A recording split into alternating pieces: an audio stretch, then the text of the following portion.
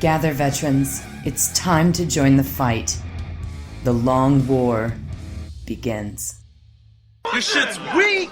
Lizzie!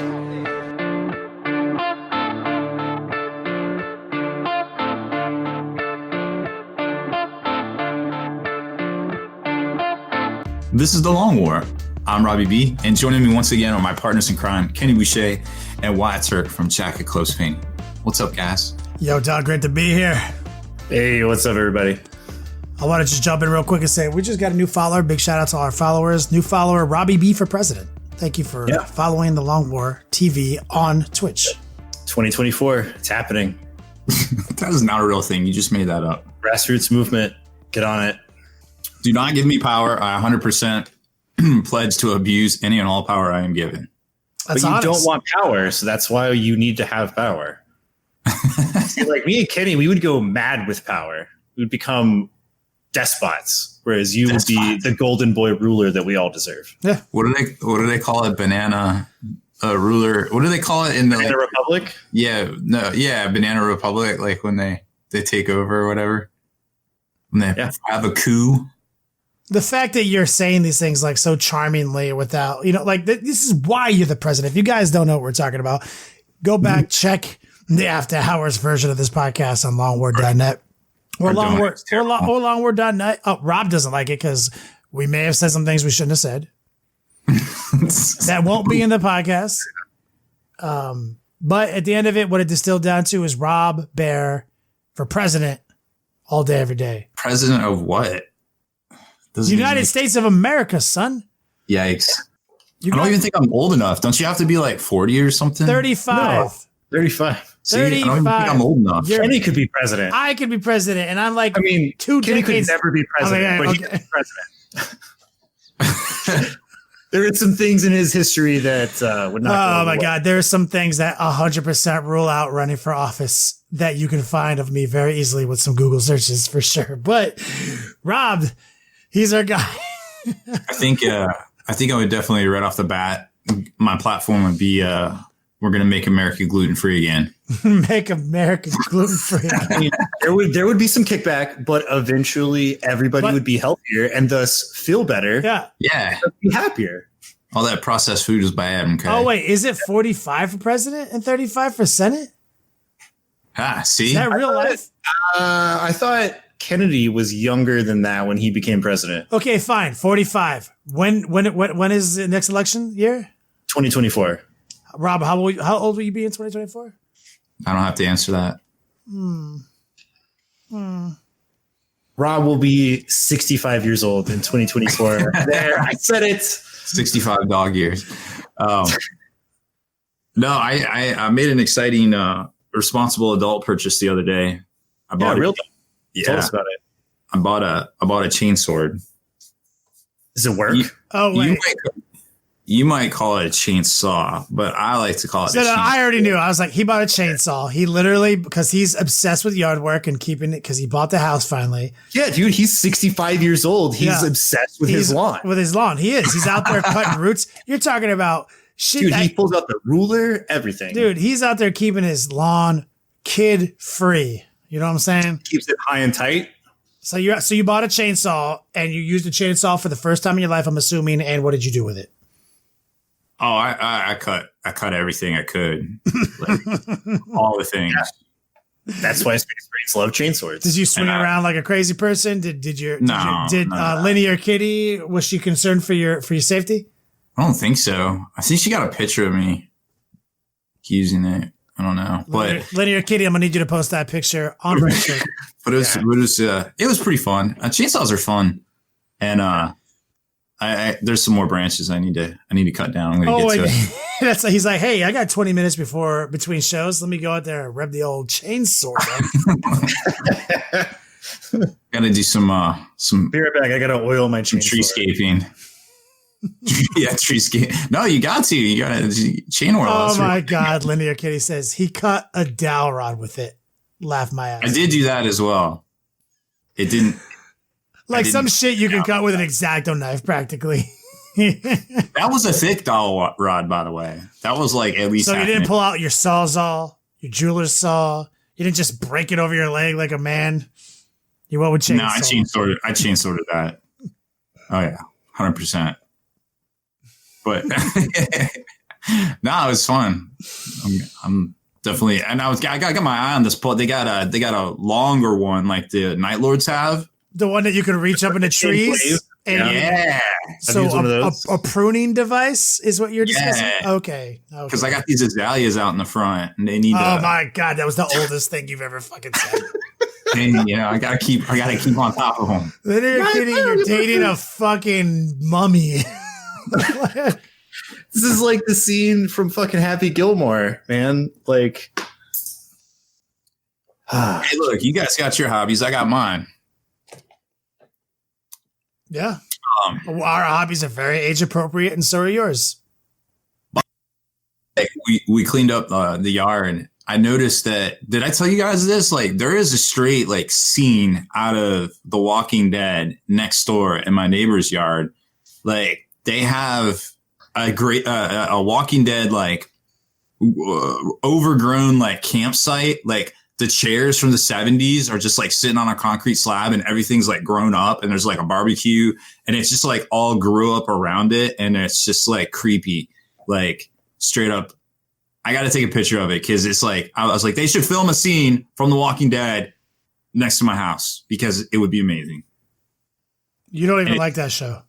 Yeah. But as soon as I saw it, I was like, are there zombies over there? You've like gone off on how much you hate that show. I just don't feel like it's realistic. It's like, not. like, it's a fucking work of fiction based on a graphic novel about zombies. It's 100% not realistic. Yeah. But see, this you is want to know what else is not realistic? Presidential debates. Like Robbie B doesn't like fun. Yeah, we have to coach you, Rob, real quick. Hold on, Wyatt. What's the thing we spend the most amount of time in our life on? The least realistic thing in the world, perhaps. What oh, you mean like Warhammer 40,000? Like, you think The Walking Dead is less realistic than Warhammer 40K? I mean, they're like in the woods, and then they're like, answer the question. He's doing it well. He's politicking me. He's not answering the question. It's super quiet, and then they're like, you can hear everything for miles. And then all of a sudden they turn around and there's a zombie. Well, how'd you not hear the zombie walk off? Answer the question with a question. Great. Perfect. Rob, you're ready. You're ready for presidency. Yes. Got it. See? You act like you're not. Rob for president. Hashtag 100%. Rob for president. I want to see that trending on Twitter, Instagram, and Facebook by the end of the week. We're making this thing a reality. Rob, just accept. I'll do my own yard work. Yeah, that makes you're like, that's the blue collar. That's endearing. You'll mow the lawn of the White House and people will be like, look at this all American boy over here. That's what I need. I need one of those like lawnmowers that are like go-karts. Yeah. You know the ones I'm talking about. You're so fucking old. Dude, those things look fun. Yeah, that's riding lawnmower. Got it. Wyatt, do it, would you rather? Word. Okay. So off the bat, prerequisite, we're playing with Hollywood rules. So just go into that. Would you rather every time you sneeze, you get teleported somewhere on the planet Earth, completely at random, anywhere on the Earth's surface, but it's Hollywood movie rules, so you're not going to get teleported to the bottom of the Marianas Trench without like a bubble around you so that you could like possibly sneeze again. But I could still go to the Marianas Trench. Yeah, but you could still be down there until you sneeze again, whenever that may be. So it won't kill me, and it won't kill me. Like it won't kill you. I mean, like depending on when you sneeze again, you could be down there for like 5 minutes. You could be down there for like 3 days, and then die of dehydration, right? Completely 100% randomness, right? Or every time you fart, you get transported anywhere in history. Anywhere in the history of the planet Earth. Again, same Hollywood rules. So if it's like, back even before the dinosaurs, like you have some kind of protective. I've got like 4 days, depending on food supplies, to fart again before I'm dead. Yeah, because, even if it's before there's any plants or animals to forage for, like, right. Better be like brewing a fart, because otherwise, there's problems. Wow. This is possibly the best one yet. I was going to go with anywhere on the surface of the earth for a sneeze, but now you got me intrigued by time travel. I'd have to, I mean, wow. But I can control sneezing, or I can definitely stop myself from farting, but I can't stop myself from sneezing. Yeah. So there's the difference there. But I probably sneeze more often than I fart. Rob's like, no. You got that backwards, son. I sneeze like 5 times in a row, so that would just be like, Oh, fuck you. yeah, I can't choose that one. Like, I would literally knock myself. I would be like set up with a fucking taser. And like, so if I was one of those weirdos that sneezes in threes, if I sneeze, and then I say I'm in like the dopest spot ever, tase myself unconscious. Like, just have faith I'll wake up. Can't game it. Can't game There's it. no way to game it. No nose plugs, no butt plugs. Can't game it. I'm a time traveler. Bugs. I'm a time traveler. Time travel. I can't not be a time traveler if that's on the table. Yeah, I think I'd fart too. I'd have to do it. Like, I don't want to get teleported like 6 times in a row. like, but like, I mean, it's just an opportunity to see things. I mean, like, anywhere on the surface of the earth, I could do that right now, or under the surface. I can practically do that one right now if I wasn't lazy. But like going back in time, bro, come on. Quantum teleportation through farts and flagellation, I got to take advantage of that full force. Okay, solid plan. Quantum Maybe- flagellation. Just hope you don't. Maybe it could be end up somewhere like middle of London during the Black Plague. Cross your fingers. No, I mean, obviously, but that's like a 1 in a literally billion chance. If they say you break down way more than a billion. A billion seconds is literally only 31 years. Like, any second in human history that could be the second I popped into, bro, Black Plague in France, you're talking about it's impossible. It's not even a thing. I'm gonna be chilling with dinosaurs. Probably. Maybe remember those dinos, though. I mean, like, you're tiny compared to dinosaurs. It's true, but I'll be the only man alive ever seen one. That's a good point. you could game the system with the frequency of your fart. Maybe like in He-Man when they would get the frequency to like the Earth, they play that little music. The He-Man. The He-Man movie where he's like, Yeah. yeah. Do it like that, so like you can get back to like that era. Zenwu, I was trying to look for that. Zenwu was like, in all of history, humans have only been around for like 250,000 years. Odds are you blink once and never see another human again. It's true. I gotta consider that. It'd be lonely. You would probably die if you went time travel. If it's literally Earth all the time. But wait, can I go to the future? It's just time, at any point in time. Back in it. Time period. So I can go forward and backwards. Yeah. Not limited to this moment right now. Mm-hmm. Still time travel. Suck a dick. I don't have a choice. What do you mean? Because I would sneeze like 6 times in a row, and I'd be like, ugh. I already outlined a taser plan for you. Get a taser. No, what? I don't think that's going to work. Sneeze. You're in Hawaii. Tase yourself. Wake up in Hawaii. Take some fucking Claritin D or whatever, and you're fine. You live in Hawaii for a little while. Maybe. I don't know. Or time travel with me like a baller. Yeah, I think If we hold hands, better. if we both pick farts and we hold hands, and one of us farts and we both go. I'll give that to you. Yeah. Yes! Or do we both have the fart simultaneously while holding hands? No, I'd say like whatever you're holding would go with you. We could do fart fusion. Rob, we're doing this thing. We're gonna see the world together through time and space. I'm gonna show up at his house like fucking Doc Brown, like, Rob, we gotta go back to the future And he's like, what are you talking about? I was like, hold on my hand. Just shit my pants in his living room. Where we're going, we don't need any roads. We don't need any pants. Shit your pants. Shit your pants with me, bro. Shit your pants with me, bro. Yes. Come on, shit your pants with me, bro. The Wolf of Wall Street reference. Yeah. That was a good one. Thank you, Wyatt. That was a good chuckle. Rob, do a piece of 40K content. And if you do it good enough, I won't call it nerd shit in the table of contents. It's tabletop market watch. We live in a society. There's names for these things. Nerd shit. Rob left it in last week too. He let me keep it. I just missed it. You missed it. Probably hungover or something. Who knows? You thought you said you don't drink.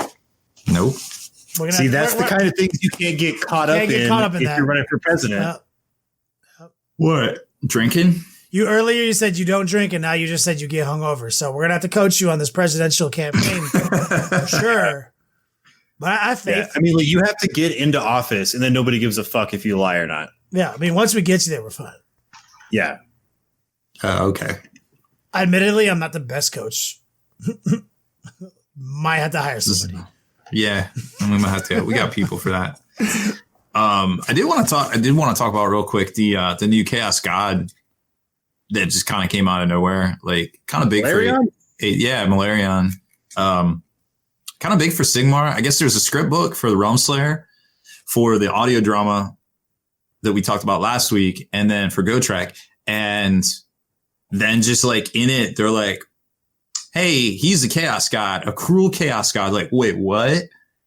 Like, when did that happen? Because that's new. And then everybody's like trying to figure out what all that means, because maybe he'll have some sort of chaos elves. Like, who knows? Like, the possibilities are like crazy endless. But just, they always drop these little teasers when it like means something. Like, remember Aramon started calling Eldar Eldari?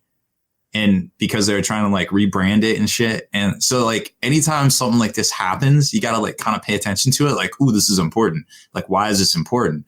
We don't know. But just the fact that they dropped it in such a big, like kind of dramatic way was really interesting. So he's Malekith. He's the Dark Elf duder. He used to get down with Marathi back in the day. Now, when you say get down with, can you clarify? Kind of like that thing where they held hands and farted. Yeah. And got teleported from the old world to the mortal realms. I understand your point. Yes. Continue, please. I mean, all of Age of Sigmar makes sense now. Yep. That's how it all comes together now. If you read the end times, I just explained the end times. I'm sorry I spoiled them for you. Yeah. That was it. So now we got another Chaos God, which is kind of important, but we'll see. At least in Sigmar, not in 40K, because they're two different things. Obviously, everybody knows this. I need to cut you off there. I almost missed an incredible reference. Big Poppy in chat, which we normally don't call out chatters during the show. This is meta, though. He says, the new Chaos God, the Great Malenko. Now, does anyone know what that's a reference toward?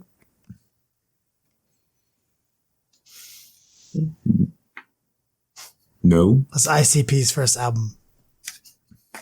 It's a callback to a professional wrestler. Huh. They actually made music. Who knew?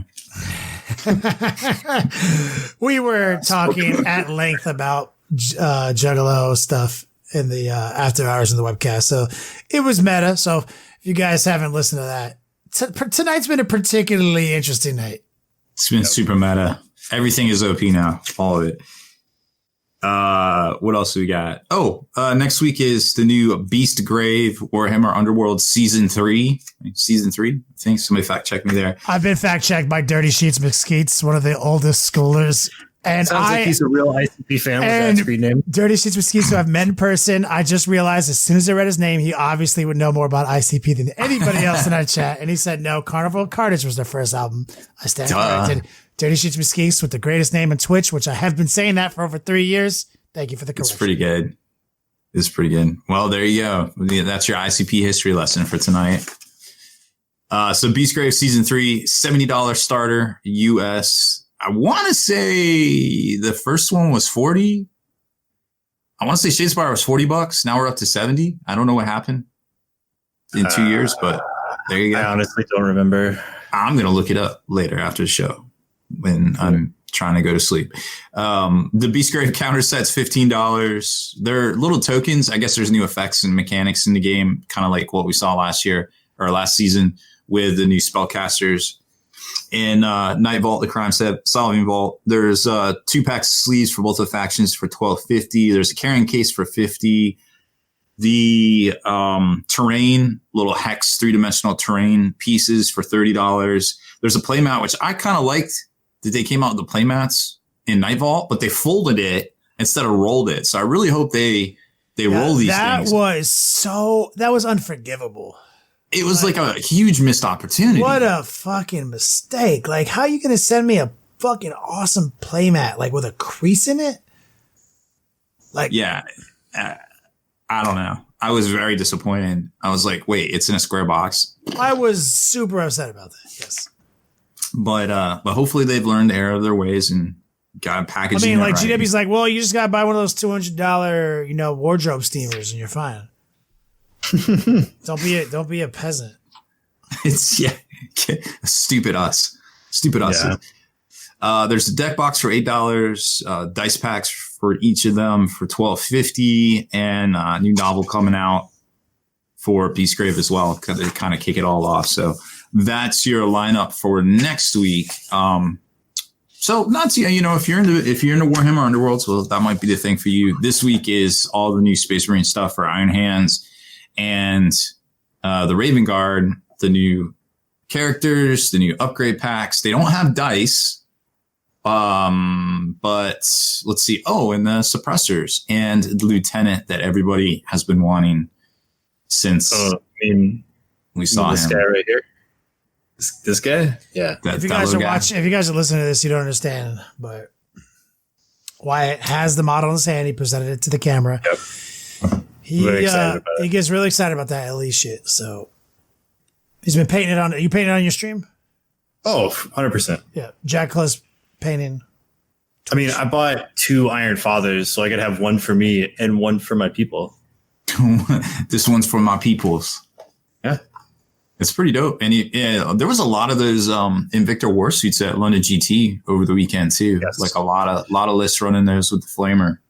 So that's it's really interesting to see that right now in the meta, we're already seeing the newer units see a lot of play, and we still have units to come out still. So it's almost like the rules are mirroring the release. Yeah, the war suit's really cool. Got to keep in mind though, over in the UK, the book missions are still the predominant way of running tournaments. So they still gotta be tested in the fires of ITC. See what happens. Interesting. That is definitely good to know. So lots of leaks today on new Salamanders, new fists. So much so that GW had to address them and put out pictures. So we got the pictures. We probably have a lot of the rules already for the Salamanders, but no confirmations there as of yet. I personally, I find those very suspect. Some people are saying that. yes, it's because they were altered. It's because they specifically changed words. They scratched out stuff. They photoshopped. Sure. And that is why I'm just like, I think it's fucking suspect. Well, that's because somebody got a hold of it. I'll tell you what, I actually have a source that chooses to remain anonymous, and I have seen these things, and many of what that was posted was not what I've seen. I have actual pages of the Salamander Codex pictures sent to me, and a bunch of what was posted is not correct. And but I will say, I'm not going to tell you guys any of the rules I've seen because I made a promise. It was just for me to look at, because somebody caught wind that I've been working on a Salamander Brigade list for like a year, just because I'm hyphy on Salamanders. They're good. And what it is shown me and proven to me is that GW is finally approaching this game the right way. Stratagems are a paywall, and you buy access to that paywall through stratagems. That's your currency. And what you purchase in that paywall is your universal special rules of old, your rules. The big issue is that we've all had our own sets of rules, and some with some crossover, and that's where some balancing issues would occur. When you look at Ultramarines, and now they have a redeploy stratagem, a Overwatch stratagem, that's a Tau, and that's the Eldar stratagem. We're seeing some stuff in the Salamanders that is some classically good stratagems from multiple sources available now to Space Marines. If we see this trend continue, then finally we're going to get everyone gets to shoot twice, everyone gets to fight twice, everybody gets to fight in death, everybody gets a +1 to wound. Like all the best stratagems we know already exist, people are going to have them. And Salamanders is really proving that to me. Oh, well, that's good to know. We still, haven't even seen a whole lot on the fists yet either. So there's definitely more to come. And we know sisters are on deck. New, nobody's even talking about this, but new FAQ comes out this month. And I'd be very surprised if we didn't see some sort of new compilation, rulebook, something that at least has all of the changes for the past 2 years and something, because there's kind of a high barrier to entry if you're a newer player. Like you got to Google stuff and you got to find all these things, and it's kind of difficult to get all the rules in one actual place. When you have an 8-page rule book that has a 16-page designer commentary explaining the 8 pages, it gets a little dicey. So they definitely need something more concise and compact all in one place for everyone. But and we're moving toward that big FAQ right around the corner. We got chapter approved later this year. Space Marines shaking up the meta. We had that. Oh, yeah. We had a Richard Siegler interview at the end of last week, and he said it best. Space Marines are going to be the meta for the foreseeable future. And that's good. We need to shake it up, man. You don't want that shit to be the same old, same old. You don't want self-fulfilling prophecies of legacy rules infecting the future of your game system. This is a great time to play the game. So, yeah, without a doubt. Oh, no, I think the game, I think everything for the past 2 years was a beta test, because this time last year, we're like, this is broken, this is broken, this is broken, fix this, and now we're just kind of like, well, it could be this, and maybe it's some of this. And we're living in the world that last year, rot. Like it's the game is so fucking dope. And it just continues to get better. And now it's going to be Space Marine players' turn to be the dominators. It's been chaos for this whole year.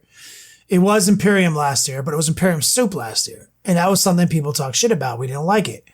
So this year, it's been Chaos Soup, or more predominantly, it's been Chaos Demons and Chaos Space Marines. And then now Chaos Mono builds are going to be in charge, and I love that. Like, keep the game like that. Like, at the end of the day, what is the game about? It's about Chaos and Imperium. Everything else is just filler, right? Yeah, I mean, Xenos is definitely important, relevant. A lot of the story arcs are based on that, and they're just different. It's good to have something different too. Yeah, as much as I like the some of the Xenos armies, I think the narrative has always been set up where the Xenos are either like allies of convenience or like the loser villains, which is like a TV trope that goes back a long time. And Chaos has always been like Chaos versus the Imperium of Man has always been the main drama of this massive space opera that is 40K. And, like sometimes we'll fight the Tyranids and they are pretty scary, but, we win in the end. Sometimes we fight the Orcs and they're pretty scary, but we win in the end. And it just kind of goes on like that. Like sometimes the Eldar are pretty scary. Sometimes we even work together to fight, the Chaos or Necrons or whatever the big bad of the week is. But predominantly the narrative has always been, Chaos versus Imperium. I agree with that. But Rob, is that it for Tabletop Marketplace? You want to break down an Iron Hands Codex? I think that's pretty much it. Let me check my notes here. Oh, let's see. So Star Wars Legion, if you're into that, new Luke and Vader operative sets were previewed. So that looks pretty cool. They're not the commanders, but they're operatives. And I think the latest Kickstarter watch is there's I forget the name of it, but there's a really cool set of Gothic panel, kind of like Necromunda terrain up on there. I think we got a post going on Spiky Bits tomorrow. And also Heresy Labs Citizens of the Old World Kickstarter is out right now too. So if you like that old school, old world fantasy flair, they got the models for you. I think there's like 10 of them. They look pretty cool. There's a crazy cat lady. Who doesn't like a crazy cat lady? Oh man. Now we can talk about Iron Hands. Oh boy. I'm excited. Let's get into this Codex. Yep. So leading it off, the one data sheet in this Codex is Iron Father Pharios, or Pharaohs, however you want to say it. Guy Fieri.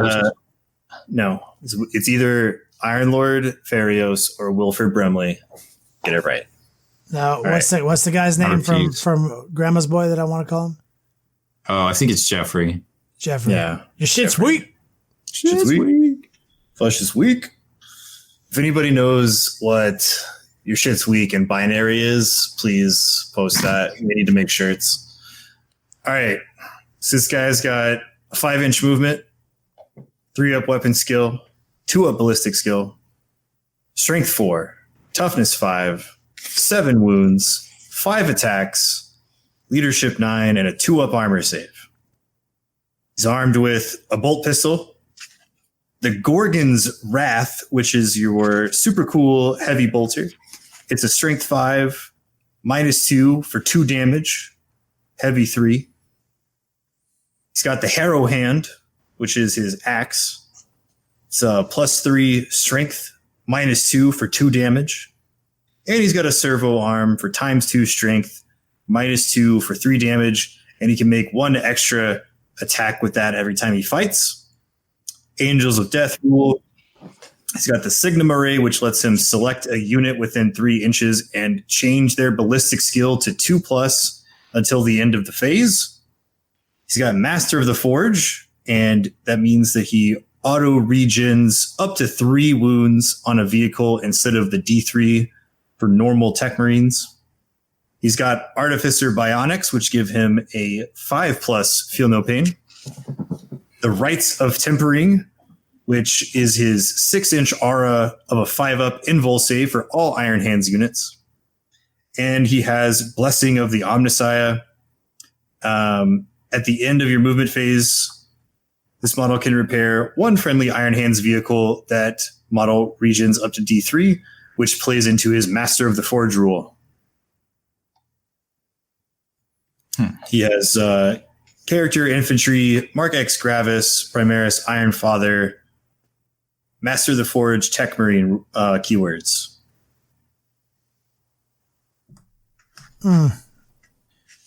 Solid. How many? 110? Yes, points? 110. The rumor was 110. It is, in fact, 110. Woo. Can't confirm. 110. Nothing negative about this unit. Ooh, he is an absolute unit. I mean, nothing. I mean, he has everything. He's got decent bullets, decent punching power. He's got 3 different support abilities. Mm-hmm. Is that accurate? Yep. 3? We'll come back to him when we talk about certain stratagems. Some cool combos he has. For anybody who hasn't seen it, their addendum is for the Devastator Doctrine. It's called Calculated Fury. Iron Hands units do not suffer the penalty for moving and firing heavy weapons.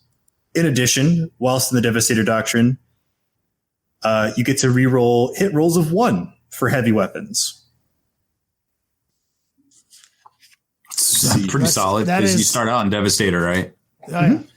Anyone that I love it. I mean, the fact that it's like literally like no penalties, so it's always that 3 rerolling 1s. That's so fucking strong. Yep. Everybody is their own buff captain. Yeah, as long as it's with heavy weapons. All right, let's get into those warlord traits. Adept of the Omnissiah. At the end of your movement phase, this warlord can repair one friendly Iron Hands vehicle model within 1 inch of them.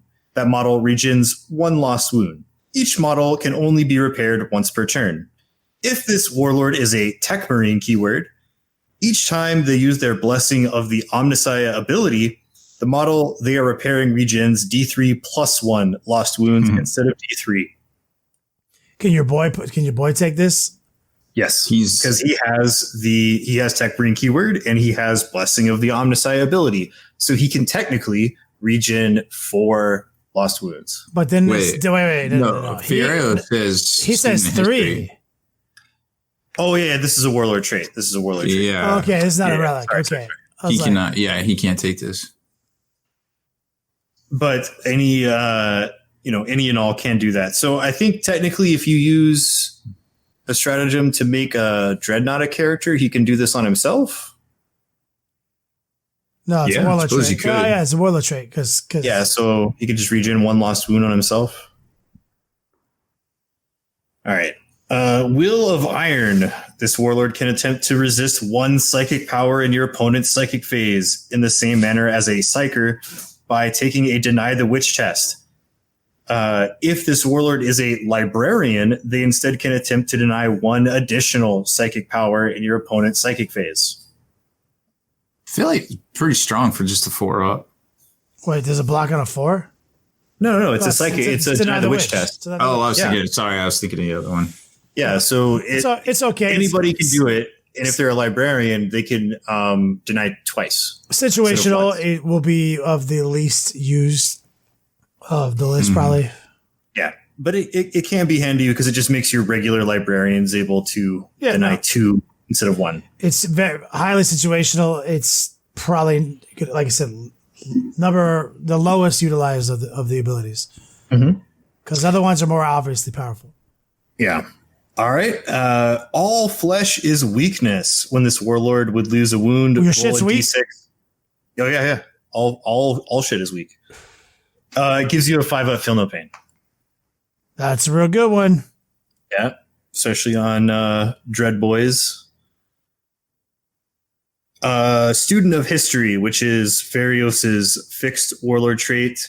When this warlord consolidates, they can move up to 6 inches instead of 3, and do not have to end this move closer to the nearest enemy model. Oh my God, that's the one that I love. Remember, we talked about it where it's not obviously powerful, but it is really powerful. That's a really good one. Yep. Merciless Logic. When resolving an attack made by this warlord on an unmodified hit roll of 6, you can make 1 additional attack against the same unit using the same weapon. This additional attack cannot generate another attack. Yeah, and that's the useful. That's the one you can throw on dreads. It's useful, but it's not something. Yeah, it's something you would put on a dread. It's not something you would just take on your dude. Yep. Yeah. And then the last one is Target Protocols. At the start of your shooting phase, select 1 friendly Iron Hands unit within 6 inches of this warlord. Once that phase, when resolving an attack made with a ranged weapon by a model from that unit, you can reroll the hit roll. Once that phase, when resolving an attack made with a ranged weapon by a model from that unit, you can reroll the wound roll, and also you can reroll a damage roll. That's really useful. Yep. It's another one that could be kind of cool. Immediately, the first thing that came to my mind was like a Tech Marine with a conversion beamer. It's pretty strong. All right, let's get into the relics. We've got the Axe of Medusa. It is replaces a power axe. Strength +3, -3 AP for 3 damage. That is fucking amazing. Yeah, it's pretty solid. Let's see. The Aegis Ferrum Primaris model only. Add 1 to the toughness characteristic of a model with this relic. When resolving an attack made against that model, reduce any damage inflicted by 1 to a minimum of 1. I mean, that could be for an Iron Hand Smash Captain. Yep. Oh, yeah. Has his own little serpent shield for himself. It's pretty cool. Yep. We've got the Mind Forge. Model equipped with a force sword, force axe, or force stave only. Strength ×2, -3 AP, and D3 damage. Not bad. That's solid stats. Yeah, not too bad for your librarians to have on them. Pretty cool. Betrayer's Bane. This is a combi weapon. It's a combi melta, and it just looks like the melta gun is assault 2 instead of one shot. Otherwise, it's just it's a melta gun. 2-shot melta. Or a combi, yeah. Which is 100% free. It's a relic, right? Yep. That's I mean, what's a melta gun right now? Like 18 points? I think a normal combi melta is 15. And this is 2 of them. No, it's it's two. Well, you shot. upgrade it. Yeah. So you get 2 shots. Oh, so you have to buy the melt. you have to pay 15 points. And It's replaced as a combi melta. And you get 15 free. Yeah. It's okay. Yeah, you gotta spend relics to save relics. I don't know about the math on that. I can see a place for this. I mean, like, if you want to have a drop pod and you want to have a hobo in that drop pod who gives them reroll ones, and you slap this relic on them, it's not bad if it's all just melta guns dropping in. But it's also in the category of least utilized. Yeah. There's some really powerful ones in here. This is on the bottom. Yeah. Then the next one is the one that set the internet afire. Oh yeah. The Iron Stone. When resolving an attack made against an Iron Hands vehicle unit within 3 inches of a friendly model with this relic, reduce any damage inflicted by 1 to a minimum of 1. Yes. Yeah. The aura-based Serpent Shield. It's pretty dope. That is the best one. You got to kill this dude. You have to kill him quick. This guy's a problem, and he is real fucking good. Yeah. We've got the Tempered Helm. Whilst a model from your army with this relic is on the battlefield, you can roll 1d6 for each command point you spend to use a stratagem. On a 5+, that command point is refunded. You can only have 1 command point refunded per battle by this relic. Per battle or battle round? Battle round, sorry. Battle round. Okay. Yeah, that's good. Yeah, that's a CP regen. Those are really helpful if you're in a pinch and you want a second one. Like, basically, if you got the relic you wanted and you want to burn the CP to get another relic, you get this one. Even though you spend 1 CP to get it, math says you will be net positive by the end of the game. So this is typically your wombo combo is going to be Serpent Shield plus this one if you don't know what you want to do. But there's other good relics. But you're never going to go wrong if you take this relic plus Ironstone. Yep. Last one on the relics of Medusa table. The non-shareable. These aren't appetizers. You don't share these with friends. That's what. So anybody can draw from these special issue war gears, even if you're not Iron Hands. Oh, okay. Well, the successors. Okay, yeah, successors. Yeah. So the Gorgon's Chain, a model with this relic as a 4-up invul save. When resolving an attack made with a ranged weapon against that model, subtract 1 from the wound roll. This is a relic? Yeah. Mm-hmm. That's a good one. Gorgon's Chain is pretty sick. So you can... So they wound -1. That's really cool.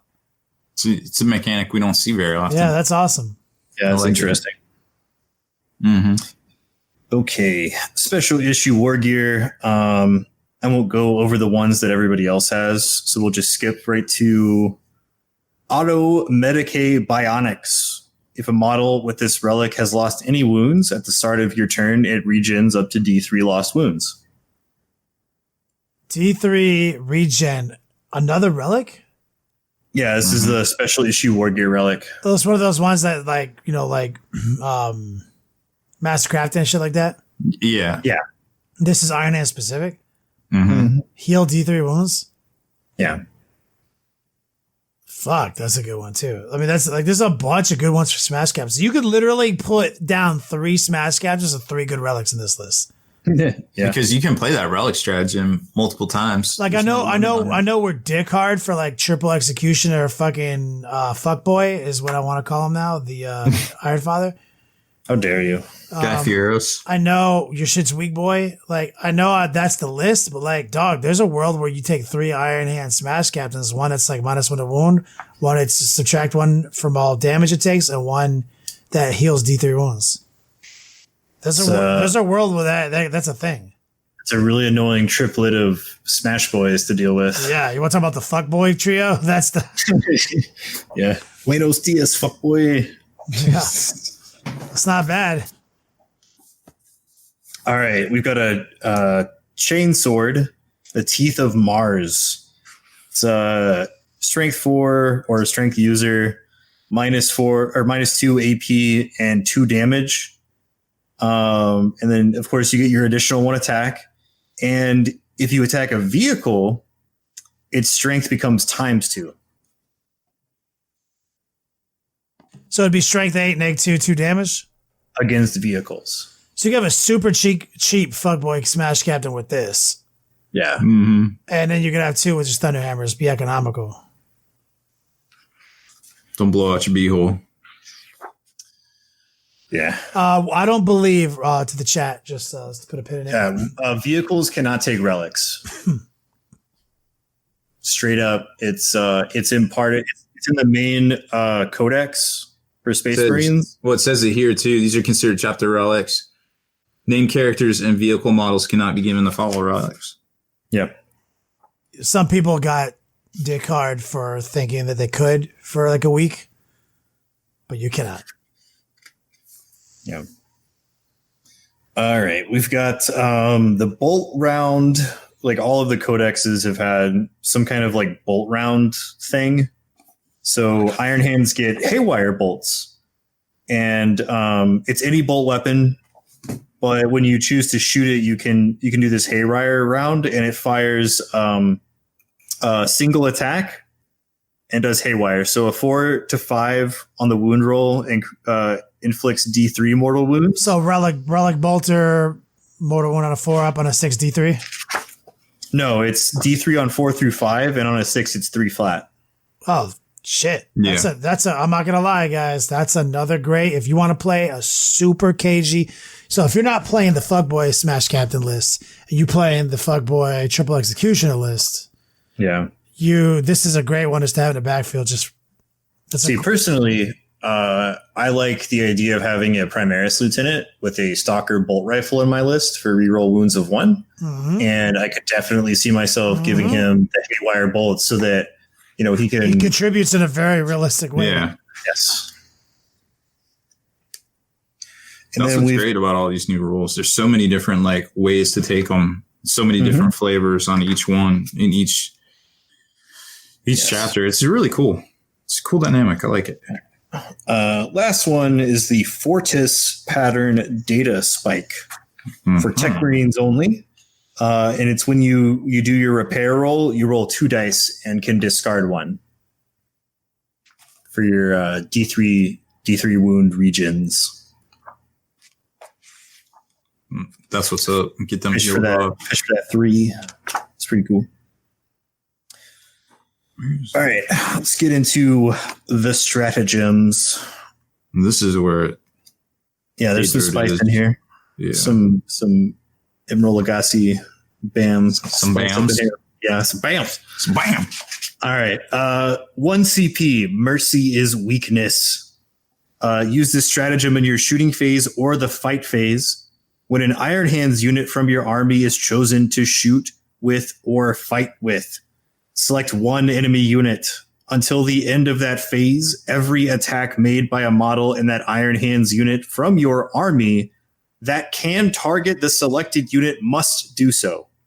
But when resolving such an attack, an unmodified wound roll of a 6 wounds the target unit twice instead of once. Means if you got to burn something down, it's worth playing. That's it. Yeah, I mean, like this is another like fuck you Mortarion stratagem, just like the Ultramarines have. Yeah, I mean, I see no reason. Everybody has that Alpha Strike high priority target. I see no reason playing it, like, because guess what? You can't shoot it if it's not there. So right, it's like if you can't target it, it doesn't mean your units can't do anything. It just means like if they can target it, they have to. Yep, that's how I read it. Yep. All right, 1 CP, methodical firepower. Use this stratagem at the start of your movement phase if the Devastator Doctrine is not active. Select 1 Iron Hands unit from your army until the start of your next movement phase. When resolving an attack made by a model in that unit, the Devastator Doctrine is treated as being active in addition to the currently active doctrine. Solid. See, I like this one because that their bonus doctrine or their bonus doctrine ability kicks off when you're in Devastator mode. And so, like, if there's the way that I see this, because it says in addition to the currently active doctrine, say like you really need to switch to the tactical doctrine for something, like horde shooting, your tank, all of its heavy weapons still get -1 AP, and all of your not your and reroll assault, and reroll ones to hit, right? Or that's a chapter tactic, or so you just get like your AP bonuses on everything. I love it. Yeah. 1 CP, March of the Ancients. This lets you turn an Ironhead's Dreadnought into a character. Add 1 to the attacks and leadership of that model. And this is a lot of people. A lot of people been talking about the Chaplain Dreadnought for this one. Yes. Well, the Chaplain Dreadnought I think already has character keyword because it's Chaplain. I'll check. Is it? Yeah, it is. Isn't it? Yeah. Or does it? Because that's a non-targetable. If you pick the right thing, it's a non-targetable character. Yeah, because it's 9 wounds. You know, can't target it. So there's a number of Dreadnought chassis that become untargetable with the character keyword because of this. Either way, really handy stratagem. Yes, it's very cool. And plus, like, if they're a character, they can then take a Warlord trait, which is also a nice combo. Yeah, I think like you can do some crazy combos here, which is pretty nice. It is a character. I mean, that's just dope. That's just a POC. Is that a pre-game stratagem or? Yes. Yeah, Pre-game. before or was it before or after you select your Warlord? Yeah, it's After you select your Warlord. yeah. So in the mustard phase, post Warlord selection, cracking good time. It's the mustard phase when we turn on NPR and get our little dog. I mean, at the very least, you're talking about a Leviathan as a character, so now he has 4 Feel No Pain, right? Yeah, it's possible to do that with combos. All right. 1 CP, Vengeance for Iswan 5. Hey, wait, hold on a second. Is this one of those? This is one of those CPs you can spend as many as you want, right? Yes. What? March of the Ancients? Yes. Yeah. So, to the chat, if you have more than 10 wounds, you can be targeted, even for your character. Mm-hmm. So, there's only a couple of Dreadnoughts that have less than 10 wounds. So, it's not like your Dreadnought suddenly is untargetable. Your Leviathan is still targetable because it's fucking... Yeah, it allows you to put a Warlord trait on certain things that you can't before. Yeah. You could get exploding 6s on one of them if you wanted. You could get the 4-up, Feel No Pain, the 5-up, Feel No Pain. What is it? 5-up, Feel No Pain? There's a 5-up Feel No Pain. Warlord 5-up, Feel No Pain is pretty solid. You can get the auto heal or the D3+1. Those are relics, aren't they? Nope. No, those are traits. Those are traits. Yeah, the Adept of the Omnicile is that's the fifth tech marine, excuse me. Yeah. But yeah, so there's different things. Like, I mean, you could do Student of History. You could do the Target Protocols. Yeah. Just depends. Task and purpose. Yeah. Mortis Contemptor with 4 last cannons, 8 wounds. Mortis Contemptors have 10 wounds, Yeah, sir. Oh, they have 10? They have 10 wounds. I think the one that people are hot on is the Ironclad Dreadnought. I mean, just fucking Venerable Dreadnought with last cannons or whatever. 3 of those become untargetable. Mm-hmm. Because I think they're sub 10, aren't they? Which one? Mortis Dreadnought is basic 8. as Dreadnought, right? Yes. Mortis Dreadnought's 8. Yeah. Contemptor's 10. The Chaplain Venerable Dreadnought's actually 9 wounds. Mm-hmm. Yeah, I mean, literally just having a stack of 3 non-targetable dreadnoughts is problematic. Oof, real good. Yeah, it's solid. All right, this one's a fluffy one. 1 CP Vengeance for Isfahan 5. Use the stratagem in the fight phase when an Iron Hands unit from your army is chosen to fight. Until the end of that phase, when resolving an attack made with a melee weapon against a Word Bearers, Iron Warriors, Night Lords, or Alpha Legion unit, you can reroll the hit roll.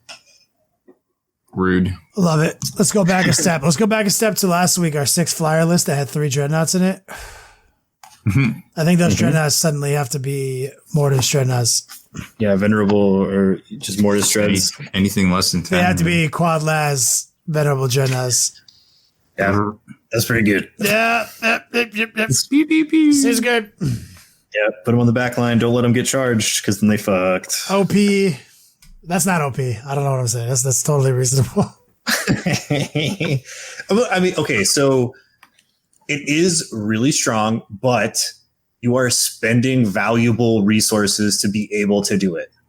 Because most Space Marine armies, to have the punch and the defense to kick it with all these other factions that are really strong right now, they're not starting with a ton of CPs. Like usually somewhere between 10 to 12. Yeah, but it saves the CPs because now we don't need the Serpent Shield Relic or anything. We don't need the fucking Iron Father. We're just saying, you don't get to shoot these dreadnoughts. You can only shoot these flyers. It kind of just swaps CPs. I want the fuck. I want. I mean, it is strong. If they don't nerf it, if they don't nerf flyers, valuable CPs just to do this. Kenny Boucher says it right here. If they don't nerf flyers, I'm running a 6 flyer Iron Handless. Yeah, it's strong. With 3, those aren't green. With 3 dreadnoughts in the backfield. Yeah, but it's awesome. What would you say painting black is secretly easy? Yeah, it was Canada black spray paint. It's pretty easy. All right. 2 CP. Wrathful Machine Spirit. Use the stratagem in your shooting phase or the fight phase. When an Iron Hands vehicle model from your army is chosen to shoot or fight, until the end of that phase, when resolving an attack made by that model, you can re-roll the hit roll. Word. That's useful, but yeah. 1 CP, Souls of Iron. Use this stratagem in your opponent's psychic phase when an enemy psyker model manifests a... Huh? This is it. This is the one I was getting mixed up. Yeah, so use it in your opponent's psychic phase when an enemy psyker manifests a psychic power within 24 inches of an Iron Hands unit from your army. After any Deny the Witch attempt, roll 1d6. On a 4-up, that psychic power is resisted. it stacks with fucking Deny the Witch. So you get Deny the Witch, and then like, oh no, my Deny the Witch failed. Oh, on a 4-up. So Magnus. What the fuck? So Magnus is like, I cast this on an 11. You need a 12. Oh, hey, you know another really cool combo that anybody can do is the relic of Galathamor, I think it's called. Like a Primaris unit can take it, and it's like if you deny a psychic ability or a psychic ability fails within 18 inches of them, you can then roll for doing mortal wounds to the psyker that failed. Oh, yeah. Oh my god, that's awesome. I'm just looking at chat. Dreadnoughts, Venerable, Mortis, Ironclad, and Siege are all 8 wound dreadnoughts. Mm-hmm. Yeah. Yeah. And the Ironclad is actually pretty cheap for being a real, pit bull in close combat. Ooh, I mean, we were saying all these, these books are making all those. See, if it were me, I would skew towards an Ironclad because they have a good grip of attacks in close combat, and that could be your siege deterrent. And you give them the character keywords, they can't be targeted, but then they can also heroically intervene to protect your executioners. So a Venerable Dreadnought could take 2 shooting weapons. A Mortis Dreadnought could take 2 shooting weapons. Are they both elite choices? Mortis is a heavy support. Venerable, I think, is an elite choice. So you can take 6 Dreadnoughts Both with double shooting weapons. Budget 6 CPs in your list to make them all untargetable if you wanted to. Like, I'm already thinking about making a battalion, shitload of scout squads that hide in boxes, chill in the battlefield, hide behind line of sight, so that they're always close to the dreadnoughts are. You have a shooting base that becomes untargetable to most armies. Like, if you have one squad of 5, this is what I used to do with the Nurglings in my 10 Demon Prince list. Nurglings right here inside of a box in front of your army. You can't even see them, can't shoot the Demon Princes. You can do the same thing with 6 dreadnoughts with bullets. That's going to be an incredibly powerful character abuse list. Yep. I might be making that. I'm a fuck boy. It's official. Yep. All right. 1 CP, Scion of the Forge. Before the battle, select one Iron Hands model from your army that has the word Sergeant. That model can have one of the following special issue War Gear relics, even though they are not a character: Master Crafted, Digital, Teeth of Mars, Haywire Bolts. All of the relics your army includes must be different and be given to different models. So it's the Honored Sergeant stratagem. Let's see. 1 CP, Reject the Flesh, Embrace the Machine. Use this stratagem in any phase. When an Iron Hands infantry unit from your army is chosen as the target for an attack, until the end of that phase, when a model in that unit would lose a wound, roll a d6, adding 1 to the result if that model has the All Flesh is Weakness Warlord trait. On a 5-up, that wound is not lost. So there it is. Auto gives them a 5-up, Feel No Pain. And if they have the Warlord trait that starts with a 5-up, Feel No Pain, it gets +1. So are you telling me that an Iron Hands Leviathan Dreadnought, which we just defined can't be a character and be immune to being shot at, but can be a character, therefore has access to Warlord traits, can take this Warlord trait and this stratagem makes it a 4-up? Yep. And for 1 CP, they can have a 4-up, Feel No Pain in any phase. Now, how many CPs? Which means you can use this in the shooting phase, in the psychic phase, and in the fight phase. How many CPs? 1. So hold on. Let me amend my list. I've got how many Leviathans? I've got 1. So I've got 3 Mortis, 3 Venerable. I'm just gonna do them all autocannons, right? Then I'm gonna take 1 Leviathan with the siege. What are those called? Storm Shatter. I don't know what they're called. Storm Shard Bombard. Whatever. That thing. Storm Cannon Bombard. 7 CPs, they're all characters, and my Leviathan, who is still targetable, has a 5-up Feel No Pain, and for 1 CP has a 4-up Feel No Pain. I'm just maxing out. So I'm currently 7, 8 CPs deep. Okay, continue. All right. 2 CP, Engine Purge. Use this stratagem at the start of your movement phase if the Devastator Doctrine is active until the start of the next battle round. When resolving an attack made with a heavy or grenade weapon by an Iron Hands model from your army, on an unmodified wound roll of a 6, add an additional 1 to the AP characteristic of that weapon for that attack. You can use this stratagem once per battle. Is this and that's a unit or infantry? A model. Model.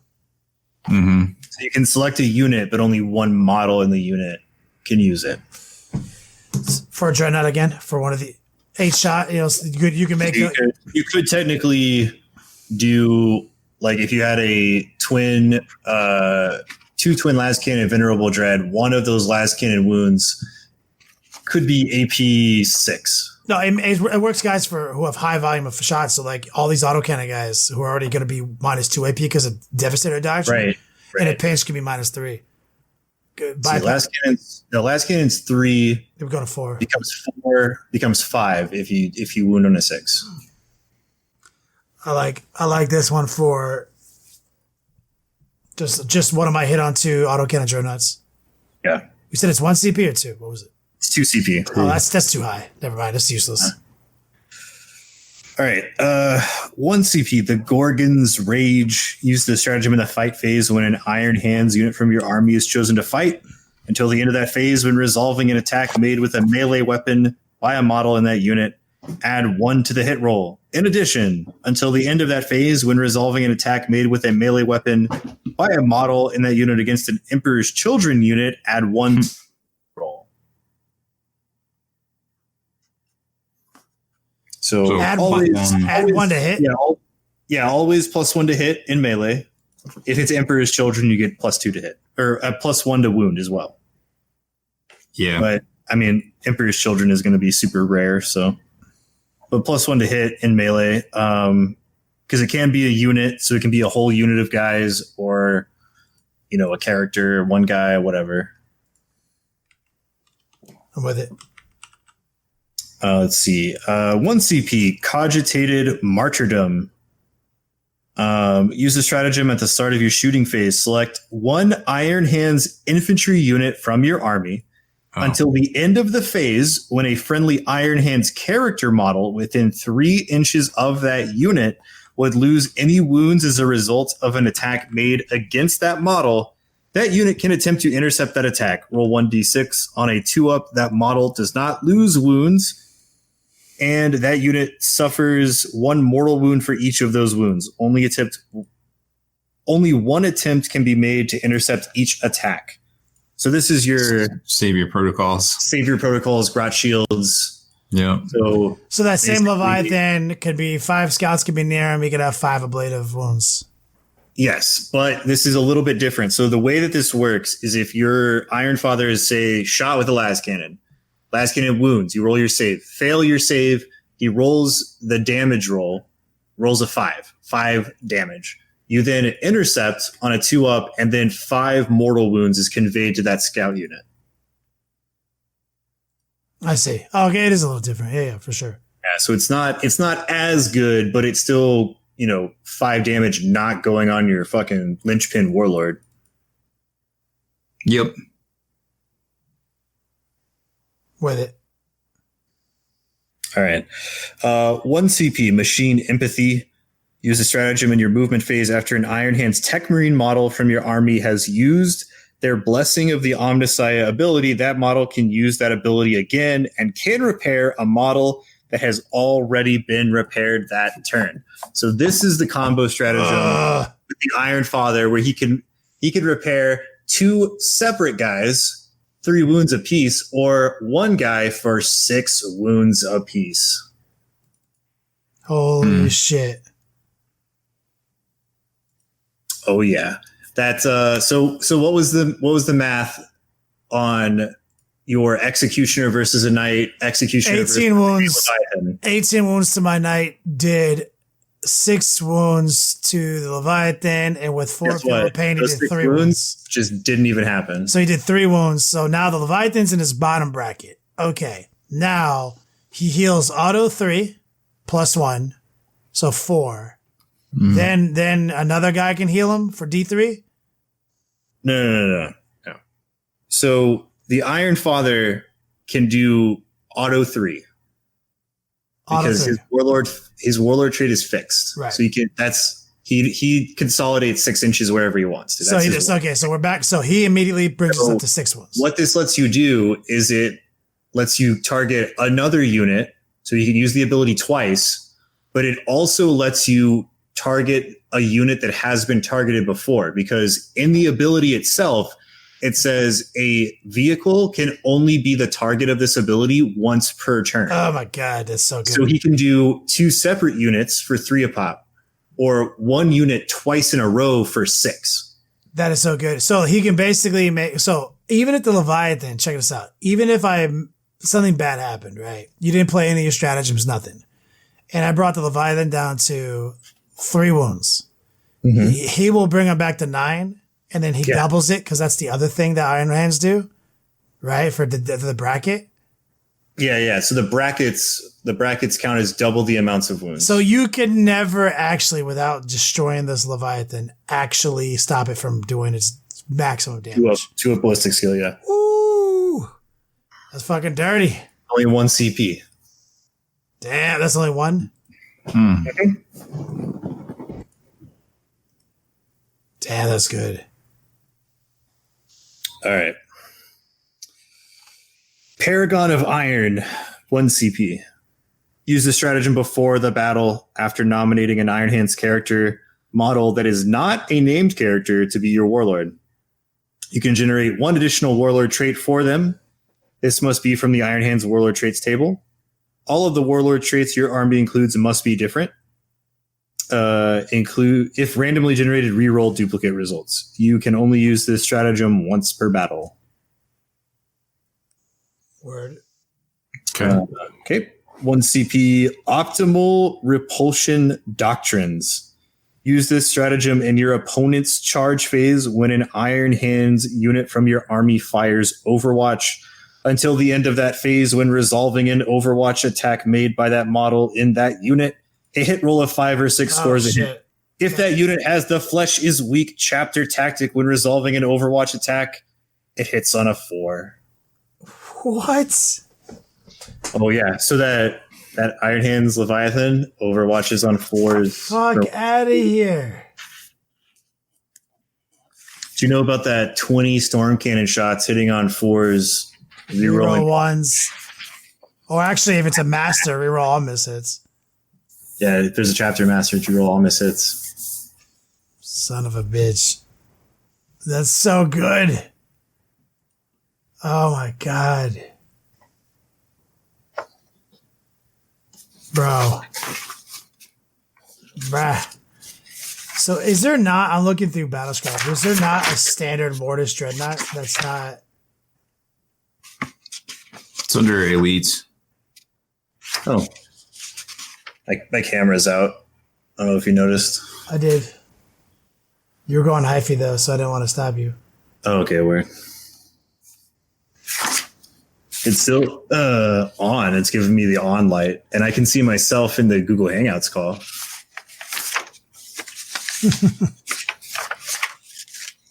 Also, you might be frozen, Kenny.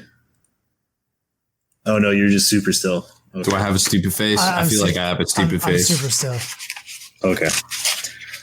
Yeah, so Overwatch on 4 is pretty solid. Yeah.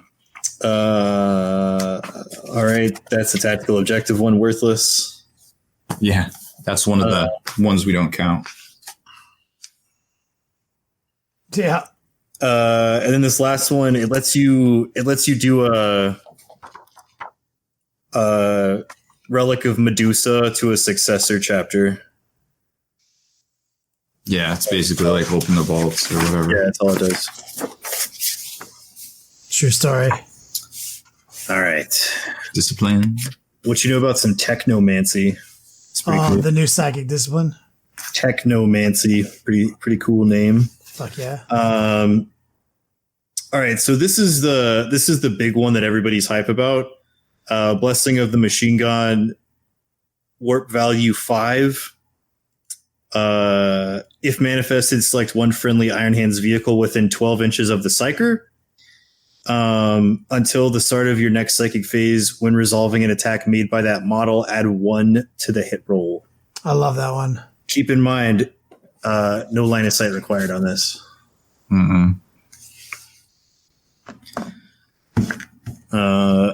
Objuration Mechanicum.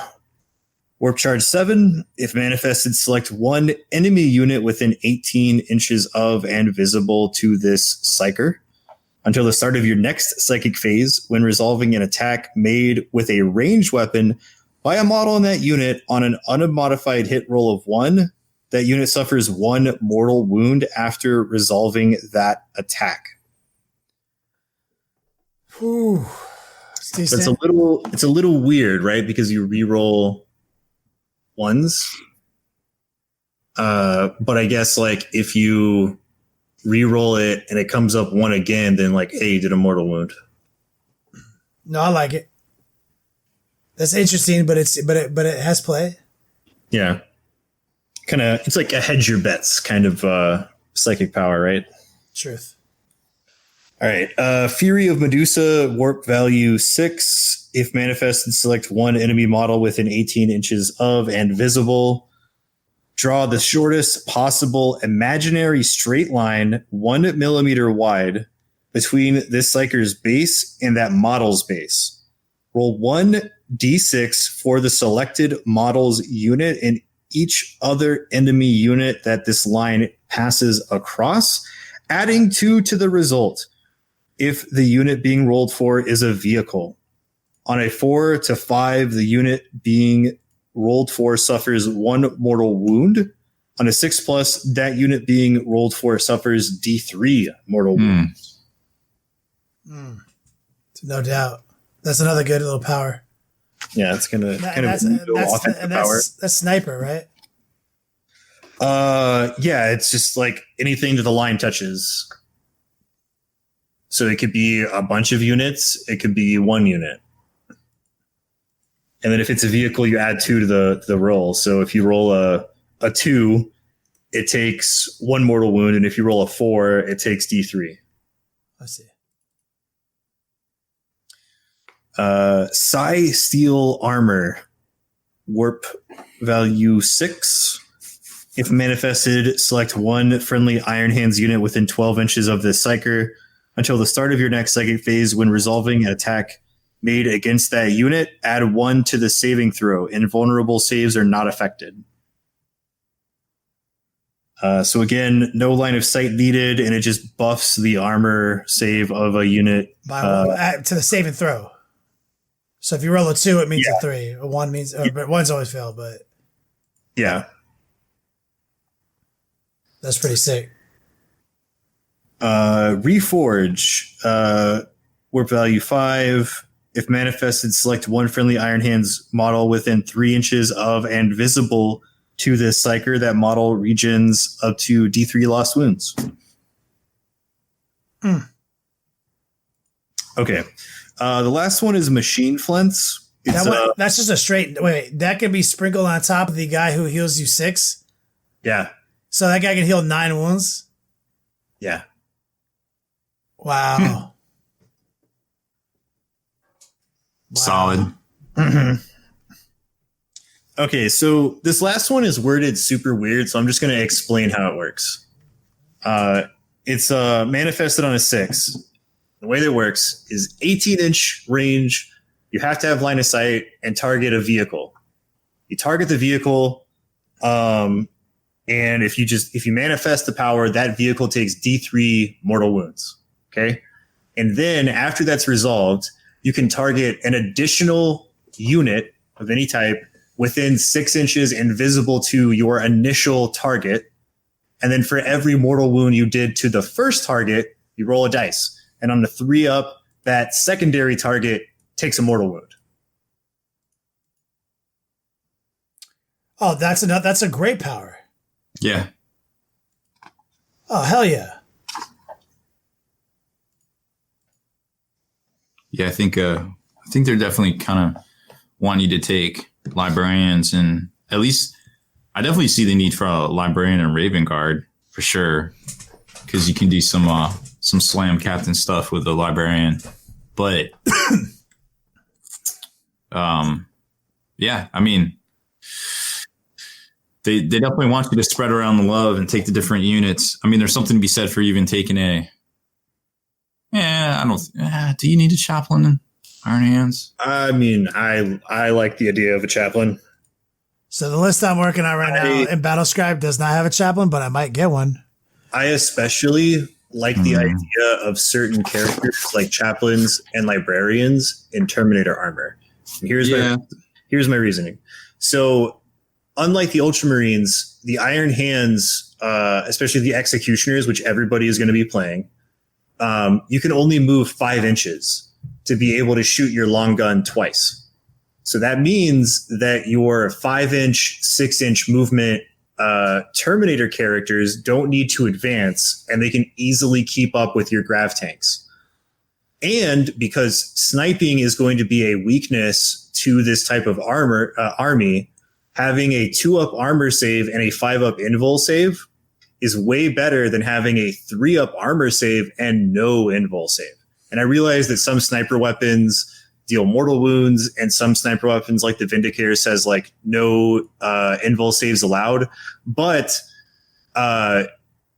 it's a -3 weapon. So on like Tigurius, if somebody shoots Tigurius with a Vindicator, it's like I have to roll a 6 to stop the like chain of fucking mortal wounds that thing can do.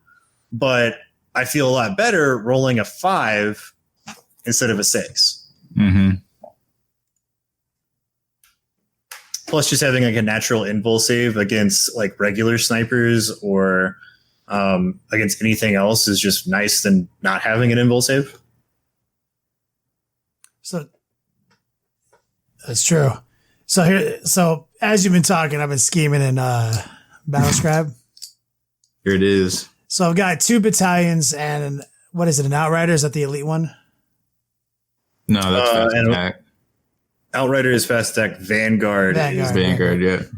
So I've got a total of 2 captains, 1 chaplain, 1 lieutenant, and 1 tech marine. Disperse them between the 2 battalions and the Vanguard, however you want.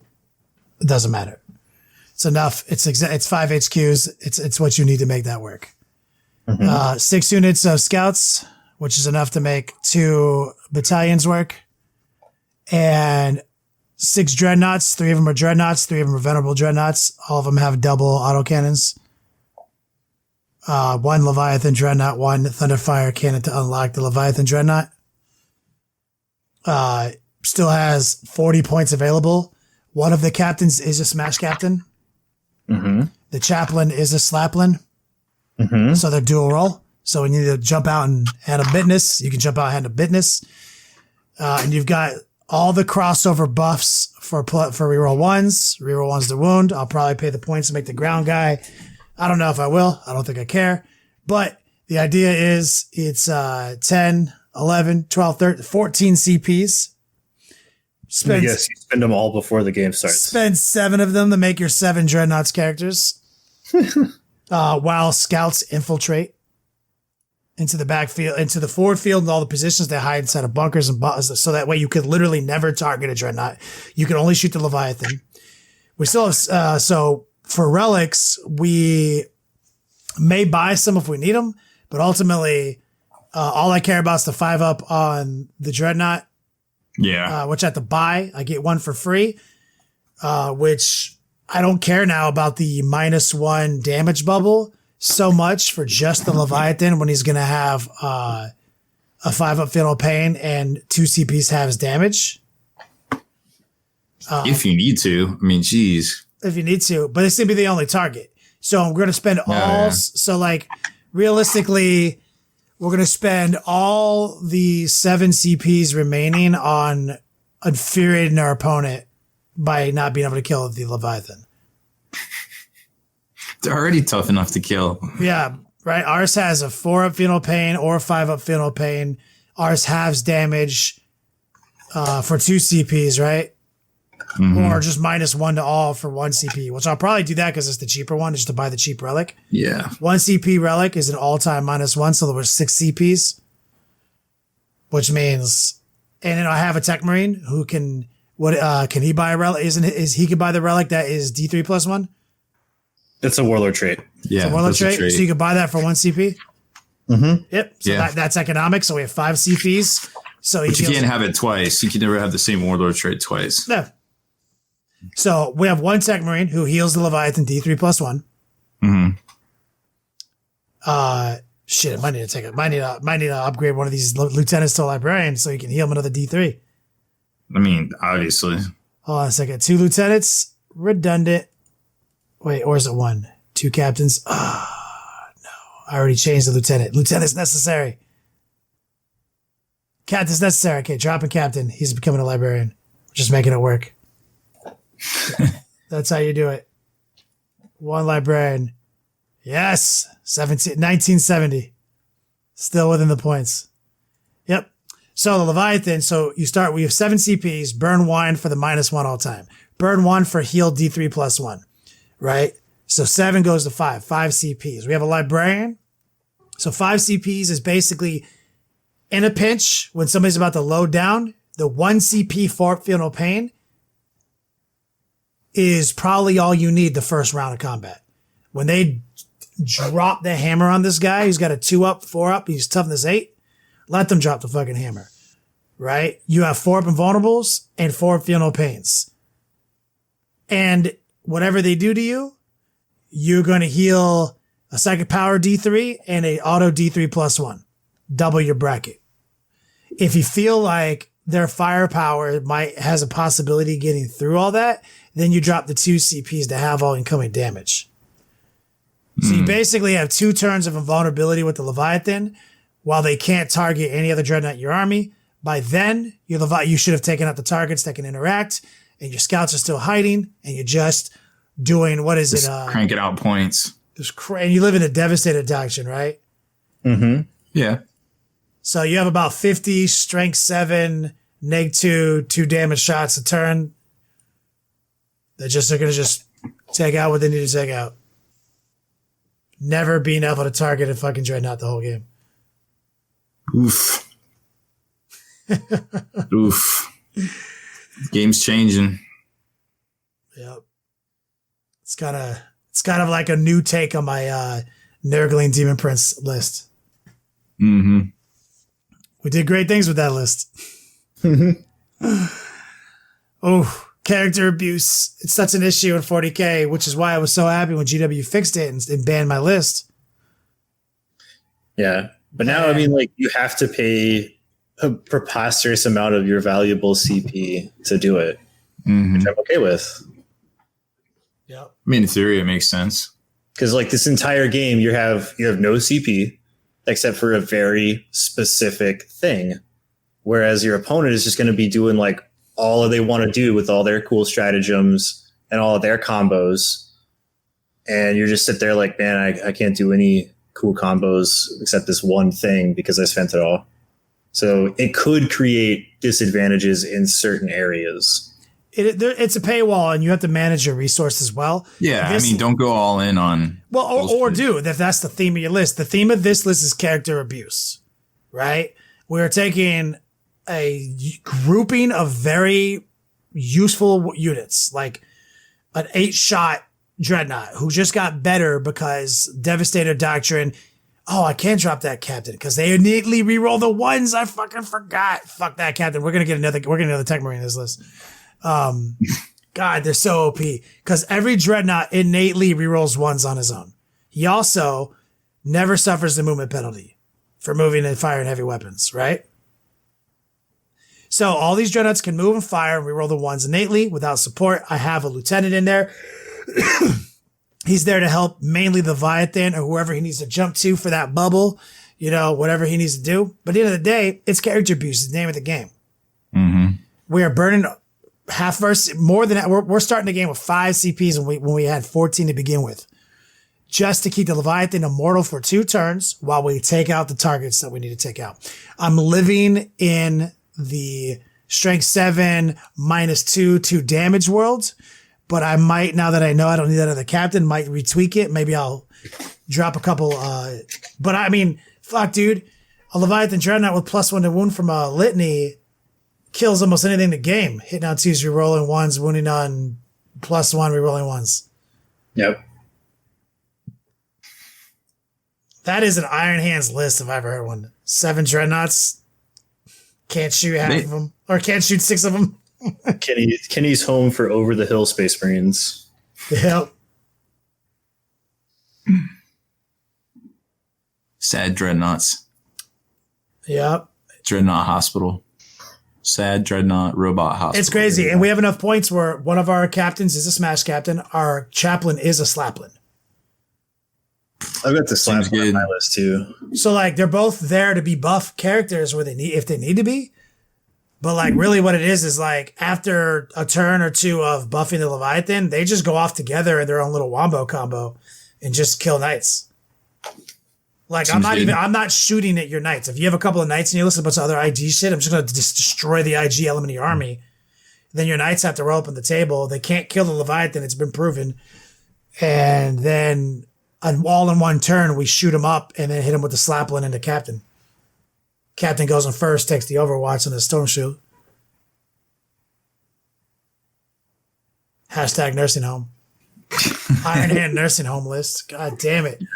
That's it. I didn't even think of this list until this show. Like, God damn it. I have so many Iron Hands lists I need to do. I'm a fuckboy.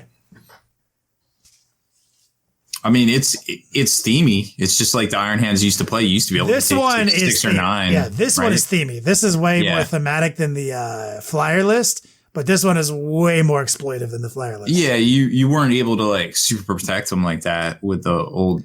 I'll tell you what, first-hand experience playing 6 units of Nurglings with a character boost list gets people frustrated when they can't even see the Nurglings that are closer to them than the character they want to shoot at.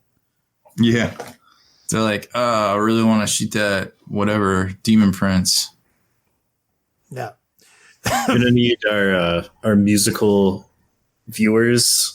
talented viewers to make a song that is Dust in the Wind, except instead of saying Dust in the Wind, it says the flesh is weak. So that Kenny can play that while he raffle stomps people with this list. Your shit's weak. I mean, I need to get that sound bite on the stream deck for next week. No, I think, it's good to have goals, but I don't know. I don't know. That's not my cup of tea. I don't want to do that to people. You just want to run 3 Caladiuses, 3 Palaces, and 3 Telemons? I mean, if it was legal. And only because I hobbied on it for 2 years. So I don't even feel bad that it's like actually good. I'm going to hobby on mine for like 45 minutes. Yeah, I know. Let's be real. You're going to pay somebody to hobby on it for like 45 minutes. But like, it's fine. I mean, you can. There's other ways to win than feel bad. We have an Iron Hands flyer list I think is really good. An Iron Hands Dreadnought exploitive list that is preposterous that we just came up with. And of course, the most popular list is going to probably still be the Triple Executioners. Yeah. That's 3 sick lists. These are all lists that you're going to see at the tables. Well, yeah. Rust in the Wind. I like Rust in the Wind. Fuck yes. Even better. Yeah. Oh my God. We gotta get Kansas to record that. Yeah. Or an Elton John tribute. Yeah. 1 captain, 1 chaplain, 1 librarian, 1 lieutenant, 1 tech marine.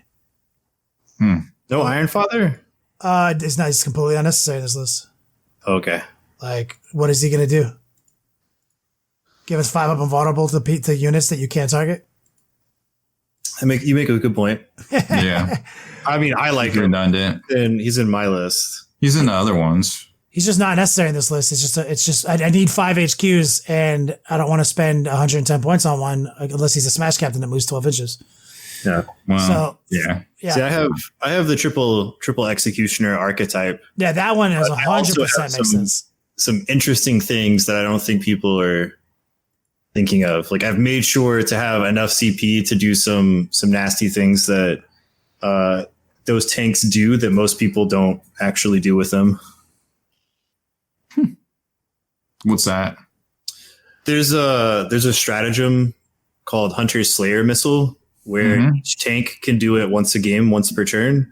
So all you have to do is roll a dice and match the ballistic skill of whatever your target is, and you do D3 mortal wounds. So I have enough CP to where they'll each be able to do that. I also have some heavy bolters in some different places to do the heavy bolter mortal wound stratagems, and then a fairly good pool of CP to use on our other really cool stratagems. Sounds good. Sounds like good resource management.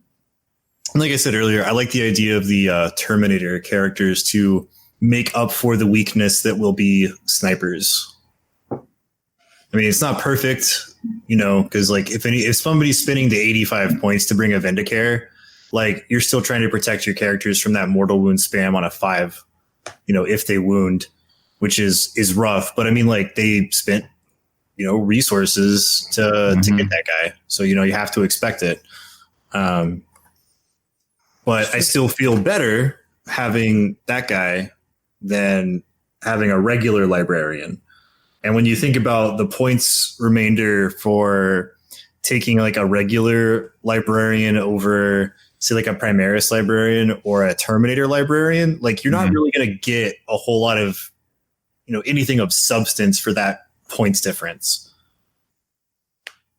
It's true. It's Iron Hands there's going to be I think day one, it's going to be a lot of the same Iron Hands list. But by the end of the year, everyone's going to figure out their own little flavor. And that's the advantage of having a codex like this that takes so many things out of the equation. It simplifies so many things that it will turn into 100 different lists. So that is ultimately a good thing to shake up the meta. It's preposterous right now. It's really strong right now. We'll see what happens, man. I'm stoked. I mean, I believe it's OP, and I'm gonna actually make some phone calls tomorrow and start getting this Dreadnought list made. At least wait for the FAQ to come out. I shan't. I don't live that life. Me neither. Can you live dangerously? People who wait for FAQs to come out never make their armies. Well, I mean, the raid eye hobby doesn't even matter at that point. Hard count. Okay, last note. Hard counter to my Dreadnought Death Ball list, Eldar Flyers. Yeah. Eldar Flyers goes first. It can blow past my screen and start picking up my Dreadnoughts. But they're going to have a hell of a time killing my Leviathan, and Leviathan can't kill 2 Eldar Flyers a turn. So. Oh, yeah, Leviathan does, or especially with the exploding 6s. Well, especially with the +1 to hit, psychic power. Well, that one too. And +1 to wound litany. It literally is like dead flyer, dead flyer. And even if I go first, even with their -2s to hit, the venerable Dreadnoughts, they have BS2 stock, reroll the 1s. Again, in that matchup, you do burn the CP to make them a master, so they reroll misses. So then it's no longer a problem. But if somebody can get past your scouts and get close to your Dreadnoughts, they'll bypass your character abuse. So you just got to make sure you're clever with how you position your scouts. Same issues I had with the Demon Merciless versus that matchup. You had to be really careful about your Nurgling screen. But that's it. I think we're ready to do a raid. So Rob, what's up, man? That's it for this one. For exclusive content, early access videos, and more, make sure you head on over to thelongwar.net. Rob Baer, President 2024. Or become a veteran of the Long War today. Hashtag Rob for President.